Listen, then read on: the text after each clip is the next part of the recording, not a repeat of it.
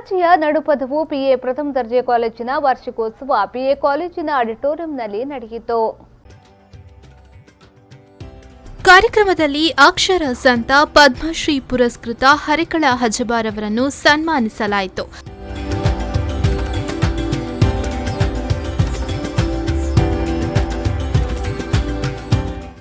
ಸನ್ಮಾನ ಸ್ವೀಕರಿಸಿ ಮಾತನಾಡಿದ ಹರೇಕಳ ಹಜಬಾರ್ ಅವರು ಮಗಳನ್ನು ಶಾಲೆಗೆ ಸೇರಿಸದೇ ಇರುತ್ತಿದ್ದಲ್ಲಿ ಇಷ್ಟು ದೊಡ್ಡ ಹಂತಕ್ಕೆ ತಲುಪುತ್ತಿರಲಿಲ್ಲ. ಆ ಸಮಯ ಸರ್ಕಾರಿ ಶಾಲೆಯೇ ಇರಲಿಲ್ಲ. ಊರಿನ ಮಕ್ಕಳಿಗೆ ಆಗಲಿ ತನ್ನ ಸ್ವಂತ ಮಗಳಿಗೆ ಹಲವು ಕಿಲೋಮೀಟರ್ ಹೋಗಿ ಶಾಲೆಗೆ ಹೋಗಿ ಕಲಿಯಬೇಕಿತ್ತು. ಅದಕ್ಕಾಗಿ ಹರೇಕಳದ ನ್ಯೂ ಪಡ್ಪು ಊರಿನಲ್ಲಿ ಮದ್ರಾಸದಲ್ಲಿಯೇ 28 ಮಕ್ಕಳಿಗೆ ಶಿಕ್ಷಣ ಆರಂಭವಾಯಿತು. ಇದರಿಂದಾಗಿ ತನ್ನ ಮಗಳು ಶಾಲೆ ಕಲಿಯುವಂತಾಯಿತು. ಅಲ್ಲದೆ ತಾನು ಶಾಲೆಯ ಎಸ್ಡಿಎಂಸಿ ಅಧ್ಯಕ್ಷನಾದೆ. ಇದರಿಂದಾಗಿ ತಾನು ಇಷ್ಟು ದೊಡ್ಡ ಪುರಸ್ಕಾರ ವೇದಿಕೆಗಳನ್ನು ಹತ್ತುವಂತೆ ಆಗಿದೆ ಎಂದರು.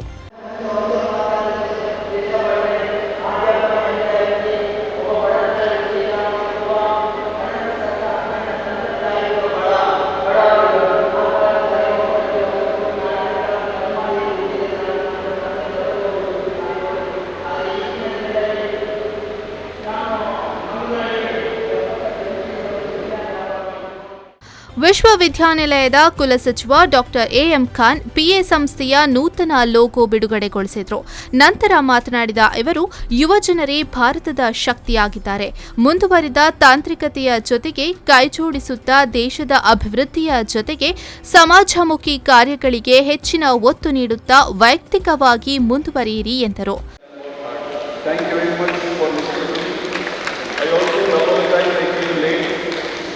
attending an international conference back in city because of it, but I did not want to miss this occasion.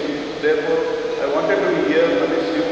I wish all. PA college of engineering and technology ಸಮೂಹ ವಿದ್ಯಾಸಂಸ್ಥೆಗಳ ಆಡಳಿತ ನಿರ್ದೇಶಕ ಅಬ್ದುಲ್ಲಾ ಇಬ್ರಾಹಿಂ ಅಧ್ಯಕ್ಷತೆಯನ್ನ ವಹಿಸಿದ್ರು.